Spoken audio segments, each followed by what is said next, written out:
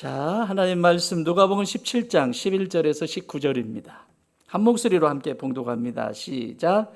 예수께서 예루살렘으로 가실 때에 사마리아와 갈릴리 사이로 지나가시다가 한 마을에 들어가시니 나병 환자 10명이 예수를 만나 멀리 서서 소리를 높여 이르되 예수 선생님이여 우리를 불쌍히 여기소서 하거늘 보시고 이르시되 가서 제사장들에게 너희 몸을 보이라 하셨더니 그들이 가다가 깨끗함을 받은지라. 그 중에 한 사람이 자기가 나은 것을 보고 큰 소리로 하나님께 영광을 돌리며 돌아와 예수의 발 아래에 엎드려 감사하니 그는 사마리아 사람이라. 예수께서 대답하여 이르시되 10사람이 다 깨끗함을 받지 아니하였느냐? 그 9은 어디 있느냐? 이 이방인 외에는 하나님께 영광을 돌리러 돌아온 자가 없느냐 하시고 그에게 이르시되 일어나 가라 내 믿음이 너희를 구원하였느니라 하시더라. 아멘. 자, 우리가 지금까지 예수님이 기적을 통해서 안진뱅이를 일으키고 눈을 열어주시고 길을 열어주시고 고치시는 장면을 봤어요. 근데 그분들 다 어디 갔어요? 집에 갔대요? 오늘 이야기는 이렇게 고쳐주고 또 고쳐주었는데 온 사람은, 예수님 앞에 온 사람은 딱 한 사람, 10사람 중에 10명의 문둥병자를 똑같이 고쳐주셨는데 9명은 어디로 가고 한 명만 예수님 앞에 와서 있는 이 장면을 오늘 성경이 기록하고 있습니다. 우리의 인생에도 그렇죠. 우리가 10의 1조를 하나님 앞에 드리잖아요.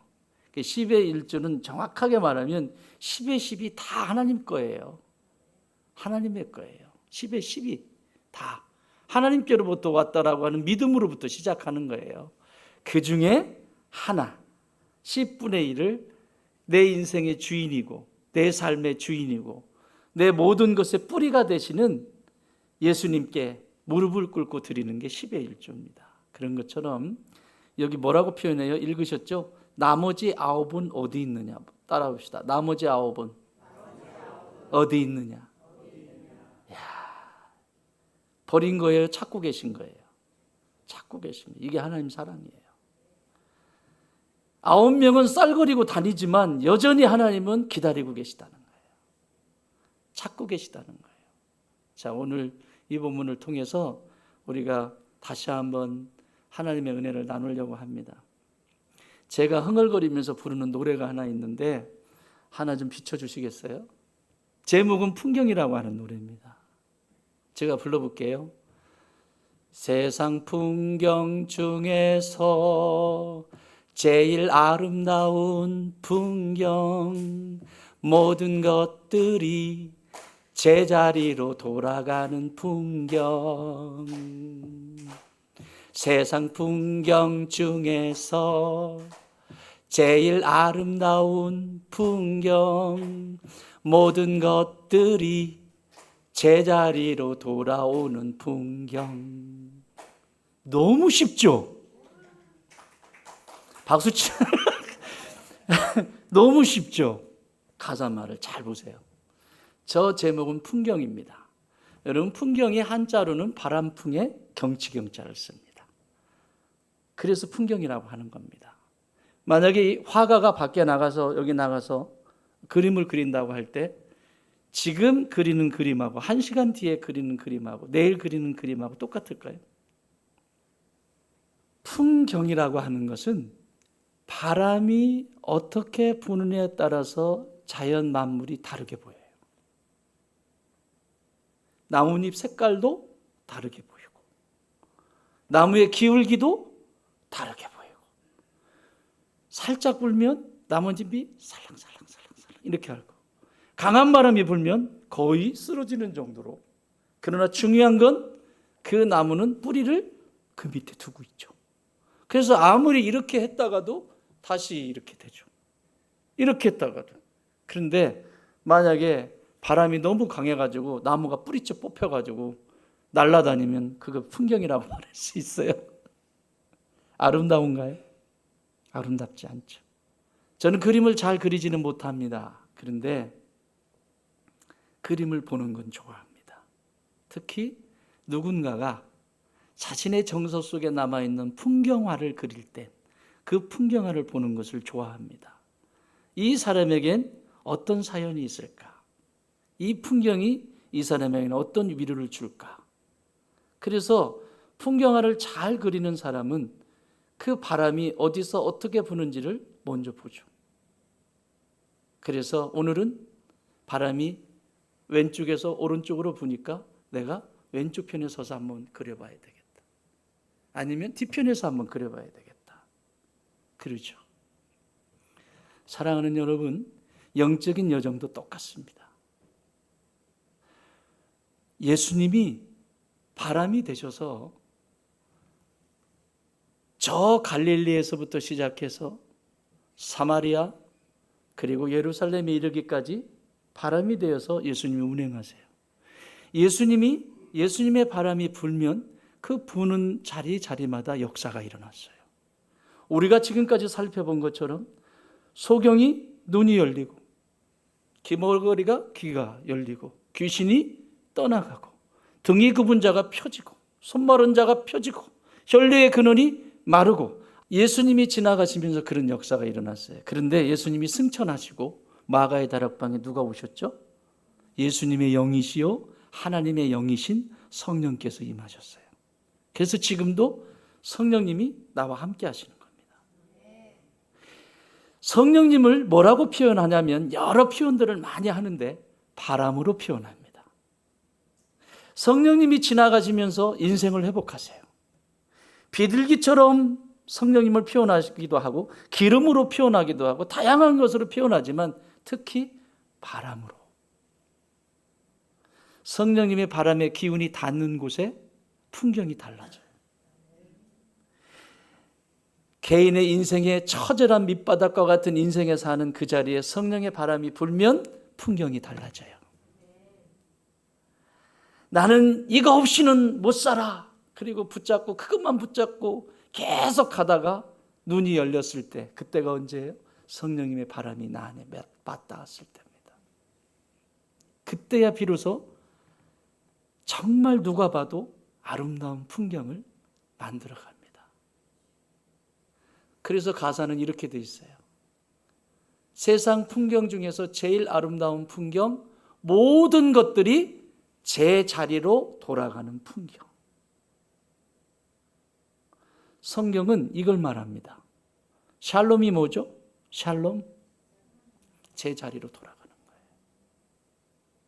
하나님이 창조하신 그 창조의 질서 안으로 들어가는 것, 제자리로 가는 것을 샬롬이라고 합니다. 여러분이 생각이 10개가 있다면, 오늘 지금 10명이 나오잖아요. 여러분이 생각하고 있는 것이 10개가 있다면 10개의 생각 중에 하나님의 마음과 내 마음이 딱 맞는 것이 몇 개일 가능성이 높아요? 하나만 돼도 괜찮다. 근데 여기 지금 하나잖아요. 내가 오늘 생각하는 생각 중에 10가지 생각 중에서 10가지라면 그 중에 하나라도 예수님께 뿌리를 두고 있다면 그 인생은 망하지 않습니다. 문제는 10가지 생각 모두가 다 예수님께 두고 있지 않기 때문에 나무 뿌리가 뽑혀서 세상의 바람에 뽑혀서 하늘을 날아다니고 남의 집에 갖다 때리고 그걸 풍경이라고 그리는 사람은 없습니다. 적어도 뿌리는 박혀 있어야죠. 아무리 바람이 불어도 그곳에서 아름다움을 표현하는 거예요. 바람이 세면 센 대로 그 아름다움이 거기 있는 것이고 약하면 약한 대로 아름다움이 거기 있는 것이고 그래서 풍경이라고 그래요. 모든 만물이 제자리로 돌아갔을 때 가장 아름다운 거예요. 아빠는 아빠의 자리로, 엄마는 엄마의 자리로. 왜 엄마가 여자가 되려고 그래요? 왜 아빠가 자꾸 남자가 되려고 그래요? 장가 안 간 것처럼, 시집 안 간 것처럼. 자꾸 그러니까 다른 사람이 찝쩍거리지. 애도 없는 것처럼, 목사가 목사 아닌 것처럼.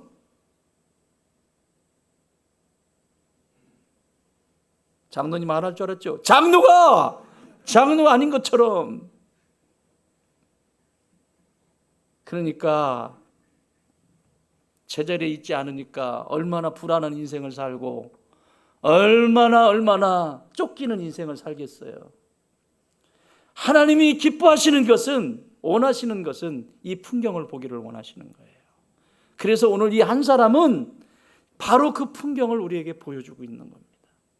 병을 고치는 것이 중요한 것이 아니라 귀신이 떠나가는 것보다 더 중요한 것, 다시 내 육체가 회복되는 것보다 더 중요한 것은 네 영혼이 제자리에 있느냐,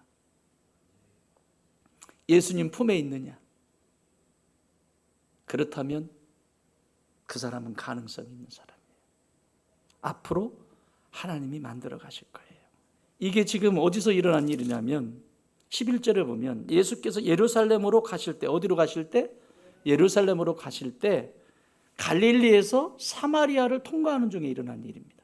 그러니까 이게 영적으로 보면 예루살렘은 뭐예요? 성전이 있는 곳이잖아요. 하나님이 계신 곳이에요.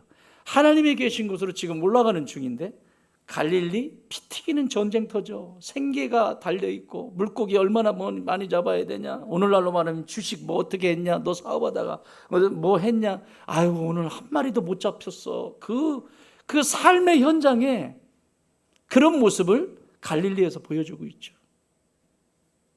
그곳에서 예수님은 제자를 불렀어요. 치열한 삶의 현장 속에서 제자들을 부르셨다고. 그리고 사마리아는 갈급함이 있는 땅이죠. 버림받은 땅. 그래서 여러분, 사마리아만 나오면 어떤 여인? 남편이 6명으로도 만족이 안 되는 갈급한 여인, 갈증이 있는 여인. 그 모습을 왜 보여줄까요? 그렇게 늘 공허하고 갈증 가운데 사는 것이 인생이라는 겁니다. 근데 예수님이 찾아오셨잖아요. 그래서 다시 회복하시잖아요. 그리고 그들을 전부 예루살렘으로 인도하는 거예요. 어디로? 십자가까지. 그게 우리의 신앙의 여정입니다. 오늘 이 풍경을 보세요. 여기 9사람이 나오는데 17절 한번 읽을까요? 시작. 예수께서 대답하여 이르시되 10사람이 다 깨끗함을 받지 아니하였느냐? 그 9은 어디 있느냐? 10사람이 다 깨끗함을 받지 않은 문둥병에 걸렸어요. 10명이 살려달라고 막 공유를 베풀어 달라고, 다윗의 자손 예수여 그러면서 막 외치잖아요. 그러니까 예수님이 이제 너희들이 나음을 입었도다 딱 하면 되는데 너희들의 몸을 제사장들에게 보여줘라. 고쳐졌어요? 안 고쳐졌어요? 지금 현재는 일단 출발했어요. 구약의, 그리고 이 시대의 전통은 자신의 병이 나았는지 안 나았는지, 육체의 병뿐만 아니라 영적인 병을 진찰하는 사람이 제사장이었습니다. 의사가 따로 있는 것이 아니었기 때문에 이스라엘 공동체에 육체적으로 병이 들었을 때에도 이게 못 쓸 병인지, 공동체에 있어도 되는 병인지 이걸 판단하는 사람이 제사장이었습니다. 그래서 제사장의 보이라고 한 거예요. 가는 도중에 깨끗하게 나은 거예요. 그러면 예수님한테는 안 와도 깨끗함을 나았으면 지금 뭐라고 얘기했어요? 예수님이 제사장의 보이라고 했잖아요. 그럼 제사장에게까지는 가야 될 거 아니에요. 딱 낫자마자요, 언제 그래내는 듯이. 저는 이것을, 오늘날 신앙의 모습을 이렇게 정의 내리고 싶습니다. 목적 달성의 신앙인. 내가 이 교회에서 내 목적만 이루면, 내가 원하는 목적이 이루어지지 않으면 언제든지 떠나버리는 인생이 아니라 그 목적 달성인 거죠, 자기. 그들은 병고침이라는 선물은 얻었지만 선물을 주신 그 예수님을 잊어버렸어요. 여러분 기억하세요? 여러분에게 하나님이 돈을 주시면 내게 아니에요. 그걸 주신 하나님을 기억하지 못한다면 그건 내게 아니에요. 하나님이 주시는 것만 내 거예요. 아, 오늘도 하나님이 이렇게 내게 은혜를 베풀어 주셨구나. 그걸 기억하는 사람이 살아있는 풍경을 가진 사람이에요. 그래서 이들은 문제 해결의 함정에 빠지죠. 오늘날 우리 역시도 고난 중에 있을 때 간절히 기도하지만 문제가 해결되고 건강을 되찾고 나면 언제 그랬나는 듯이 일상의 분주함 속으로 다시 돌아가죠. 그리고 원망하고 탓하고 너 때문이라고 하고 내가 이렇게 된 것은 다 네 탓이라고 다 이것만 하고 있는 거죠. 이것이 바로 9명이 보여주는 뼈아픈, 아주 뼈아픈 영적 현실입니다. 이렇게 일그러진 풍경, 이 일그러진 풍경, 가다가 고침받았으면 거기서 지금 한 명처럼, 사마리아 사람 한 사람처럼 예수님께서 저 고침받았어요, 고맙습니다, 감사합니다 이러면 되는데 가다가 고침받자마자 떠나버립니다. 문둥병의 깨끗함을 받은 그 자체를 보고 제사장을 찾지 않습니다. 진짜 제사장은 누구시죠? 예수님이에요. 예수님은 제사장이시고 선지자시고 왕이세요. 예수님께 돌아오는 게 당연하죠. 안 돌아옵니다. 그래서 지금도 나를 구원해 준 문둥병을 구원이라고 한번 가상해 봅시다. 하나님께서 예수님을 통해서 나를 구원해 주셨어요. 구원 받으셨습니까? 여러분 지금 죽으셔도 천국에 들어갈 수 있습니까? 자신 있게 대답하셔야 돼요. 지금 죽어도 천국 갈 수 있습니까? 없다면 저한테 오세요. 그게 헷갈리면 오세요. 목사가 있어야 되는 이유는 여러분 모두가 천국 가기를 원하는 겁니다.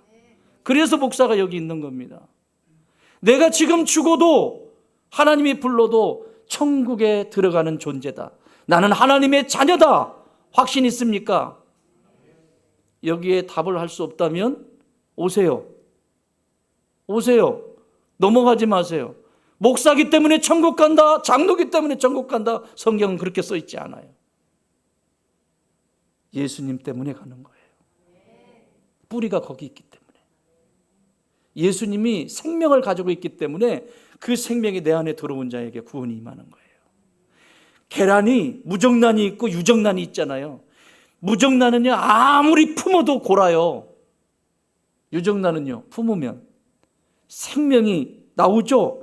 병아리가 나오죠. 그런 것처럼 예수의 생명도 이 안에 있기 때문에 세상에 이글거리는 아무리 뜨거운 것으로 목재고 별짓을 다해도 마지막 날에 싹 생명이 돼서 태어난다고. 아멘. 그래서 천국 가는 거예요. 내 귀에 잘 다니니까 천국 가는 게 아니야. 나는 교회 한 번도 안 빠졌어. 그러니까 천국 따놨어. 나는 아니에요. 예수님 때문에 간다. 시작. 그게 공로야. 예수님의 공로. 은혜라고요. 은혜. 값없이 받은 은혜. 값없이 받은. 자, 그런데 구원을 받았어요. 받았는데 이러는 거죠. 문둥병에 딱 걸렸잖아요. 그러니까 지금 이 9명을 제가 들어서 얘기를 할 테니까 나는 어디에 해당이 살짝 됐다가 나왔는지 한번 살펴보세요. 첫 번째 사람이에요. 내 병의 원인과 치료 방법을 계속해서 나는 연구할 거야. 그리고 예수님께 안 가. 예수님을 안 찾아. 나는 이제 문둥병 나았으니까 이게 왜 이런 병이 생기는지 나는 이 병의 원인과 이 치료 방법을 찾는 데 집중할 거야. 교회 안 가. 나는 이거 할 거야. 이런 사람이 있을 거고. 두 번째 사람, 문둥병이 아예 균이 들어오지 못하게 그냥 무균실을 만들어가지고 나는 안전한 방법을 찾을 거야. 그래서 나는 교회 안 가. 내가 사는 죄가 못 들어오게 나는 선한 일 하고 계속 이러면서 살 거야. 그러면서 예수님을 안 찾아요. 세 번째 사람, 인생 뭐 있어? 이제 문둥병도 사라졌는데. 나 티켓 받았는데. 그게 티켓이에요, 구원이? 막 살다가 마지막에 살짝 나 예수 믿어요. 그러고 천국 들어갈 거야. 웃기지 마. 그런 일은 없어. 뿌리를 예수님께 두고 있어야죠. 이 한 사람처럼. 인생 뭐 있어? 즐겨. 야, 교회에 그게 뭐 필요 있냐? 야, 무슨 궁상맞게 거기 앉아가지고 인생 즐겨. 야, 노세 젊어서 노세.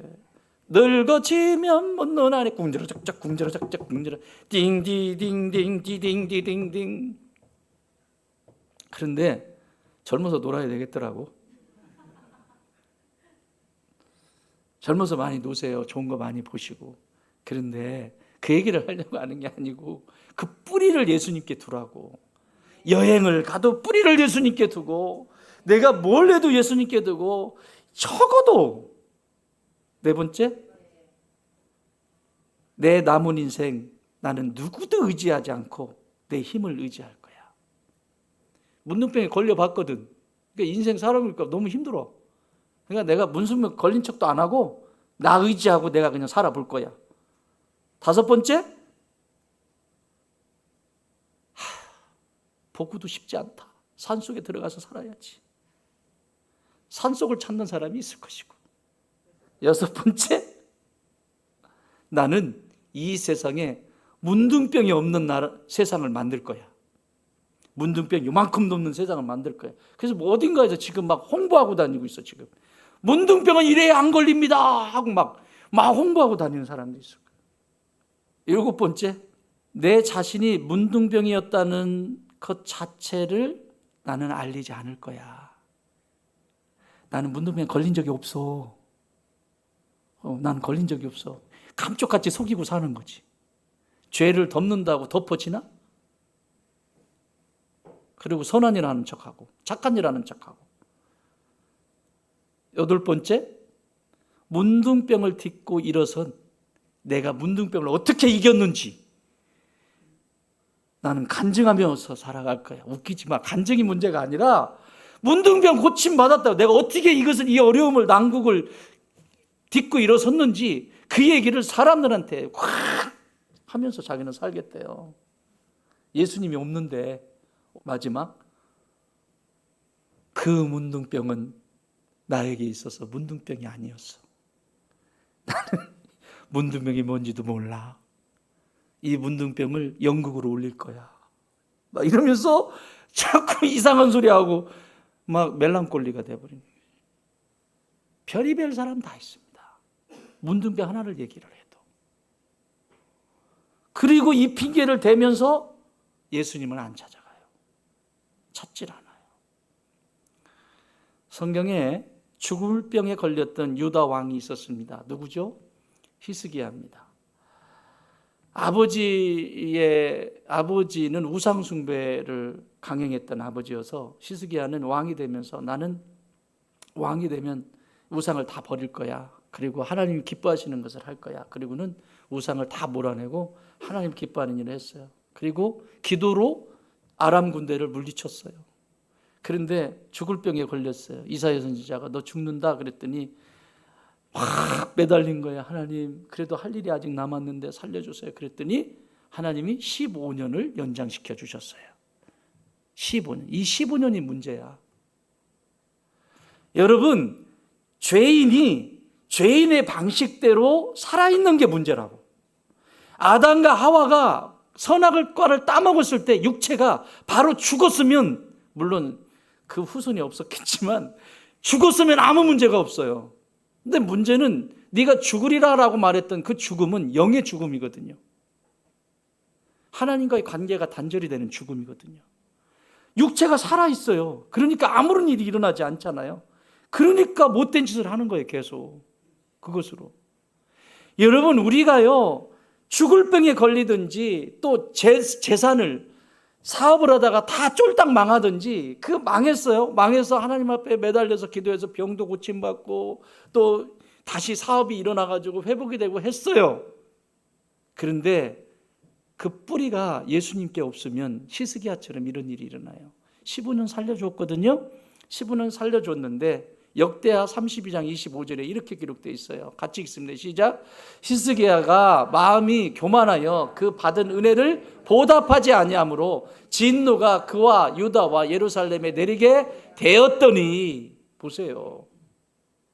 15년을 살려줬더니 그 안에 교만이 들어와. 여러분, 교만이 들어온다라고 하는 것은요 하나님을 밀어내는 거예요. 그 교만이 하나님을 대적했거든요. 교만만큼 무서운 게 없어요. 제가 질문 드릴게요. 속으로만 대답해 보세요. 지난주 예배 드리고 이번 주 예배 드리는 동안 여러분 회개를 얼만큼 하셨습니까? 회개를 단 한 번도 하신 적이 없다면 여러분 안에 교만은 전부 100% 교만이라고 보면 돼요. 전부 교만이라고 보시면 돼요. 교만한 사람은 교만하다라고 말하지 않습니다. 겸손한 사람은 교만이 뭔지를 압니다. 교만한 사람에게 교만하다라고 말하면 그 사람은 교만하다라고 말하지 못합니다. 왜? 이미 숲을 이루고 있기 때문에. 그런데요, 하나님은요, 교만한 사람을 쓰신 적이 없어요. 교만한 자를 멸하셨지 쓰신 적이 없어요. 15년을 준 이것 때문에 히스기야는 병이 낫자 교만해져서 하나님의 은혜를 잊어버리고 자신의 창고와 보물 이런 것들을 전부 적국에게 보여주고, 그래서 이사야 선지자가 히스기야에게 가서 당신은 지금 교만해졌다. 여러분, 누군가가 여러분에게 교만해졌습니다라고 하면 복인 줄 아세요. 그 다음에는 하지 않습니다. 만약에 그것이 교만하다라고 했으면 그 교만한 것에 대해서 철저하게 무릎 꿇어 회개하고 통회하고 다시 아름다운 풍경 예수님께로 돌아오셔야 합니다. 그게 하는 게 쉽습니까? 자, 교만하다고 이사야가 와가지고 당신 교만해졌다 그랬더니 히스기야가 왕이잖아요. 왕이니까 히스기야한테 뭐라고 얘기했냐면, 이사야가 당신 세대는 아니지만 당신의 이 교만 때문에 이 유다의 왕족들이, 당신의 자녀들이, 후손들이 적국에게 붙들려 가서 환관들이 될 것입니다. 그러면 어떻게 해야 돼요? 그게 하나님의 음성으로 들리면 어떻게 해야 돼요? 회개해야죠. 통회하고. 그러면 안 된다고. 자기 목숨 가지고 간다고 할 때는 제발 살려달라고 그렇게 통회하고 그렇게 하더니, 그래서 15년 살려놨더니 교만이 들어와가지고, 그래서 선지자가 당신 교만해졌다고 그 얘기를 하면서 당신의 그 교만 때문에 당신의 후손들이 적국에게 붙잡혀가지고 환관이 될 것이라고 말했으면 통탄할 일이고 무릎 꿇고 다시 기회를 달라고 해줘야 되는데, 히스기야의 태도가 어떤 줄 아세요? 나한테는 오는 거 아니잖아요. 나는 그게 지금 내가 당하는 거 아니잖아요. 이래버려요. 성경 다시 읽어보세요. 가서. 나한테 한 거 아니잖아요. 나는 괜찮잖아요. 이게 교만이에요. 교만이 꺾이지 않으면 인생은 일그러진 풍경을 가지고 사람들이 볼 때 찌푸리는 인상을 갖게 되는, 좋은 그림 풍경을 보면 얼마나 기분이 좋아요. 이분은 여기서 뭘 봤을까? 이분은 여기서 이걸 그리면서 어떤 마음이었을까? 나도 여기 가보고 싶다. 들어가 보고 싶다. 그죠? 그런 마음이 들어야 되는데 막 흉측하고 막 그걸 누가 그거 풍경하라고 그걸 쳐다보고 있어요. 10명 중 9명은 몸이 깨끗해진 것을 보고 기뻐하며 제 갈 길로 가버렸습니다. 히스기야가 그랬던 것처럼 그들은 병고침이라는 선물은 얻었지만 선물을 주신 예수님을 잊어버렸어요. 하나님이 주시는 선물 때문에 생명의 근원이신 예수님을 잊어버리지 마시기 바랍니다. 가정에 찾아온 위기가 해결되었을 때 예수님을 잊지 않고 진실한 감사와 찬양이 여러분 가운데 있기를 바랍니다. 그래야 아름다운 풍경이 그려져요. 자, 여기 한 사람에게 와봅시다. 15절 16절 시작.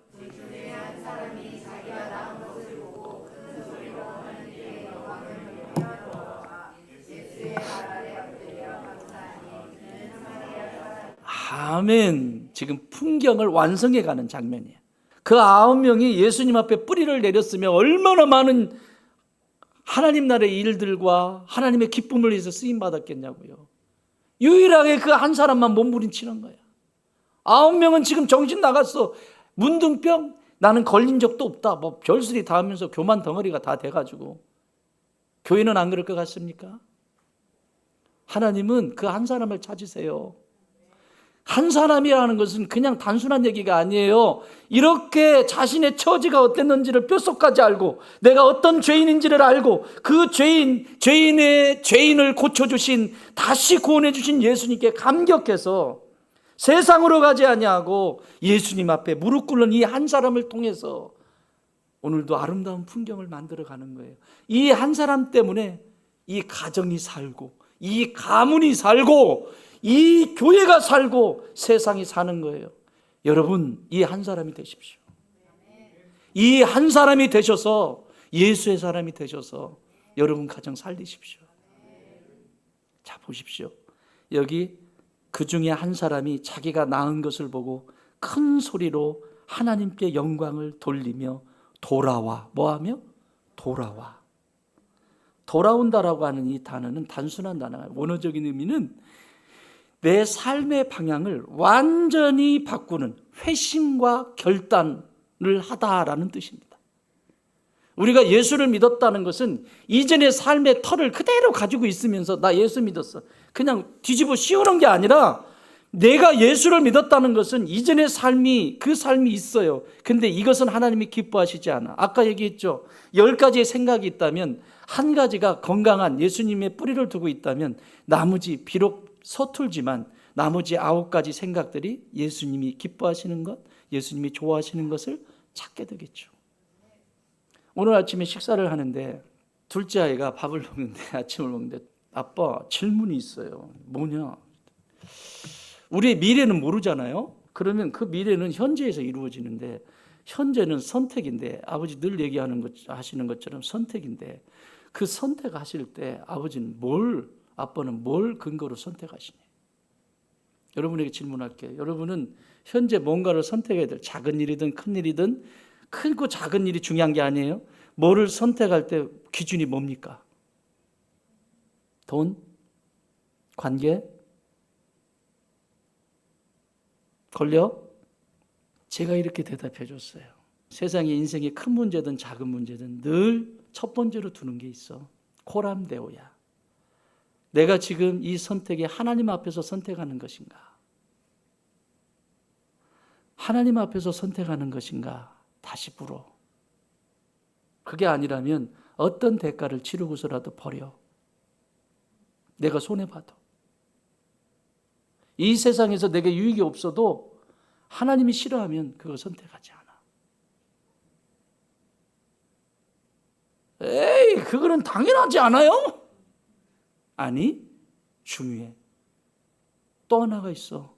두 번째, 아빠가 선택할 때 두 번째 선택하는 기준은, 아빠가 관 속에 들어갈 때 지금 선택이 후회를 남길 것 같으면 어떤 대가라도 치르고 관 속에 들어갈 때도 후회하지 않을 그것을 선택해. 죽음 앞에 있을 때, 죽음 눈을 감을 때 껄 내가 그때 그럴 걸, 저럴 걸. 백날 하면 뭐 합니까? 부모님 돌아가신 다음에 뭐 하면 뭡니까? 울지나 말지. 내 개인의 삶도 하나님이 짝을 맺어주시고 교회의 성도들을 함께 만나게 하시고 그래서 공동체를 이루어가게 하셨으면 거기서 어떻게 살아가야 행복한 인생이고, 지금 하나님이 보세요, 생각하세요. 내가 지금 여기서 설교를 하다가 1분 뒤에 죽을지 5분 뒤에 죽을지 열흘 뒤에 죽을지 100년 뒤에 죽을지 아무도 몰라요. 그런데 만약에 불편한 관계를 만들어 놓고 죽음의 자리에 있다고 하면 후회할 것을 남기지 않던가. 완전하지 않단다, 인생이. 그런데 적어도 생각 속에 뭔가를 선택해야 될 때 내 인생이 마지막 날에 후회할 일은 선택하지 마라. 땅에서 거지처럼 살아도 그것이 잘 산 인생이다. 그랬더니 까불다가 숙연해졌어요. 사랑하는 여러분, 내 삶이 이전과 지금하고 다른 게 없어요. 똑같아요. 지금 이 한 사람은 자기의 선택해야 될 것이 뭔지를 명확하게 알아요. 내 인생은 예수님 앞에 있을 때만 내 인생이다. 따라합시다. 내 인생은 예수님 앞에 있을 때만, 예수님 안에 있을 때만 온전하다. 그걸 꽉 붙잡고 있는 거예요. 그래서 요한복음 15장 7절에서 뭐라고 말씀하세요? 너희가 내 안에 거하고 내 말이 너희 안에 거하면 무엇이든지 원하는 대로 구해라. 그리하면 이루리라. 그건 앞에는 다 빼놓고 무엇이든지 원하는 대로 구해라. 그리하면 다 이루리라. 요것만 외치지. 9명이 그런다니까. 9명들이 지금 쌀거리고 다니잖아요. 지금 9명도 지금 저기도 있어요. 남양 사거리에도 하나 있고 여기 막 지금 돌아다니고 있잖아요. 안 보여요? 여러분은 한 명이야. 여러분은 지금 여기 앉아 계시잖아요. 지금 한 명이 쌀거리고 앉아 계시잖아요. 지금 적어도 그 한 명의 자리에 앉아 계신 거예요. 아멘이시죠? 지금 9명 쌀거리고 다녀 지금.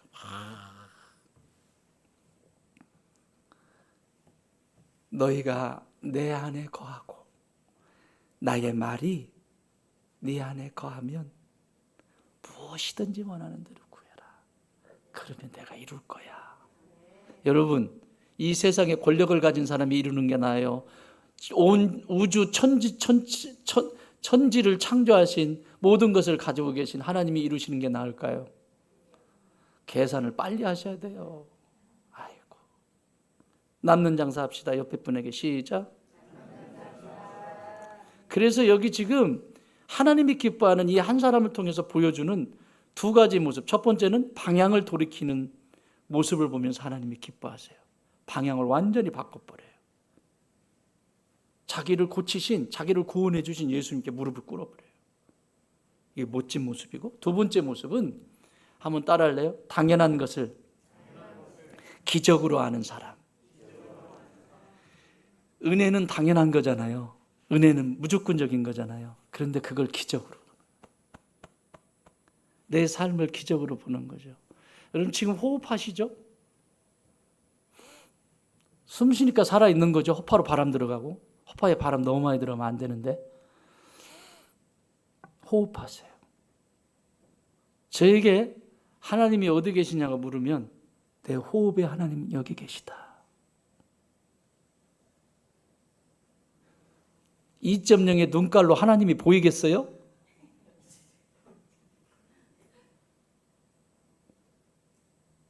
돋보기 수십 개 낀다고 하나님이 보이겠냐고. 하나님은 내 호흡에 계신다. 나에게 생기를 불어넣어 주셨던 그 호흡, 십자가를 통해서 나에게 호흡을 불어넣어 주신, 새 생명을 불어넣어 주신, 그래서 다시 호흡하게 하신 내 호흡에 있다. 여기 계신다. 호흡으로 돌아오면 나는 죽습니다. 왜 펄쩍펄쩍 뛰고 다닐까요? 살아있습니다. 영혼이 살 것처럼 착각하니까. 지금 호흡이 여기 들어왔다 나갔다. 내 안에 성령께서 그 생기가 내 코로 들어가서 나를 정화하고 나를 나되게 만들고 다시 밖으로. 어떻게 내 코로 예수 그리스도의 생명이, 성령의 생명이 들어오는데 이 속에서 뭔 짓을 했길래, 도대체 이 안에서 뭔 짓을 했길래 이 입에서 나가는 것이 왜 사람을 죽이고, 왜 사람을 험담하고, 왜 사람을 정죄하고, 왜 사람을 죽이는 말을 할까요? 도대체 이 안에서 무슨 일이 일어났길래? 예수의 생명이 들어갔다면.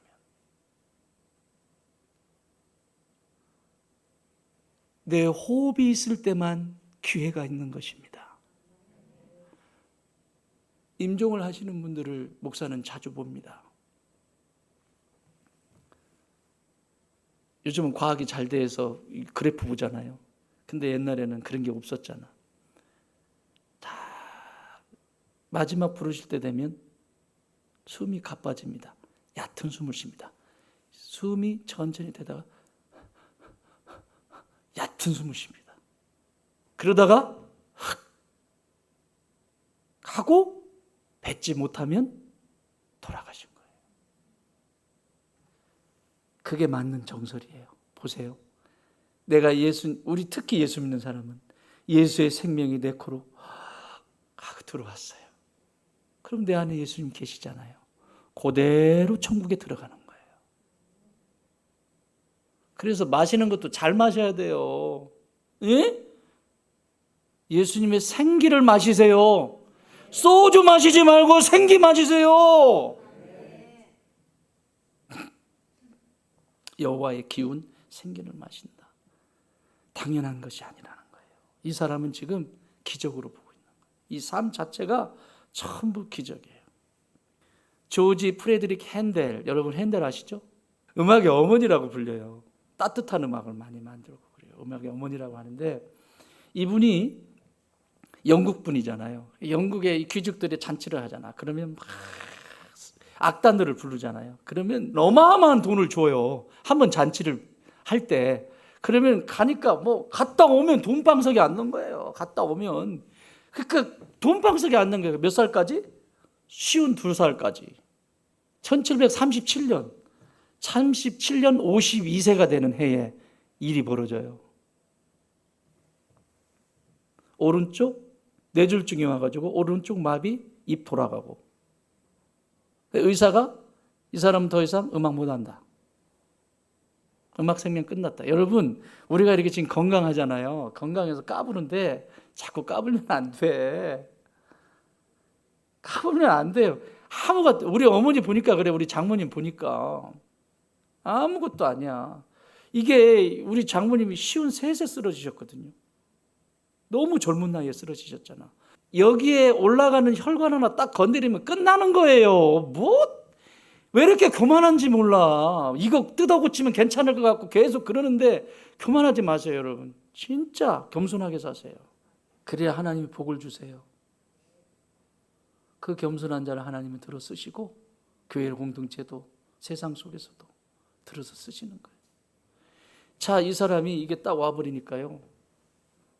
아무것도 못하잖아요. 그때 회개하기 시작합니다. 여러분, 우리 인생에 위기가 찾아와야만 회개하는 것도 참 중요한데 그러기 전에 하면 얼마나 좋겠어요. 꼭 아프고 그래야만 하나? 이게 인간이 이렇게 지독하다는 거야. 인간 자체가 이렇게 완악하고 하나님을 대적하는 존재라는 거예요.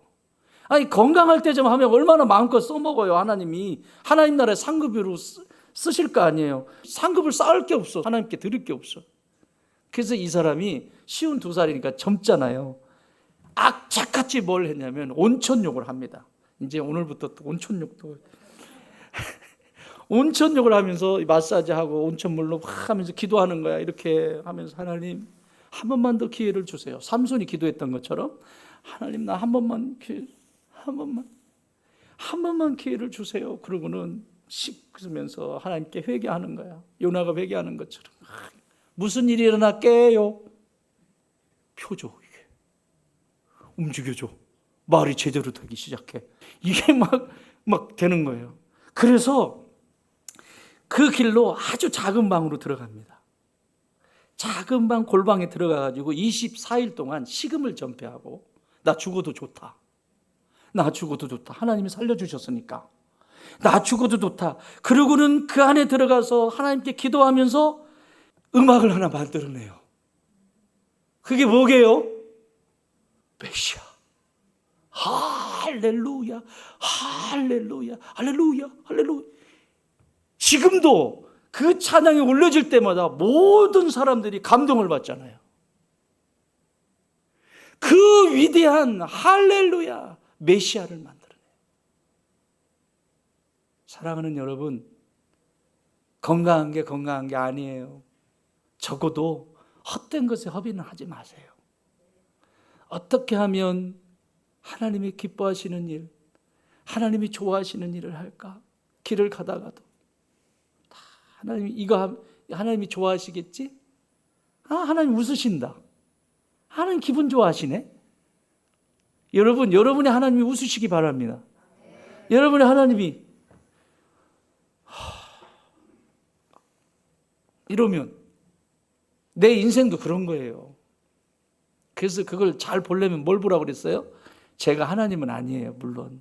근데 여러분이 저를 봐서 그럼 제가 아이고 집사님, 어머 집사님, 아이고 집사님 이러면 정상적인 거야. 근데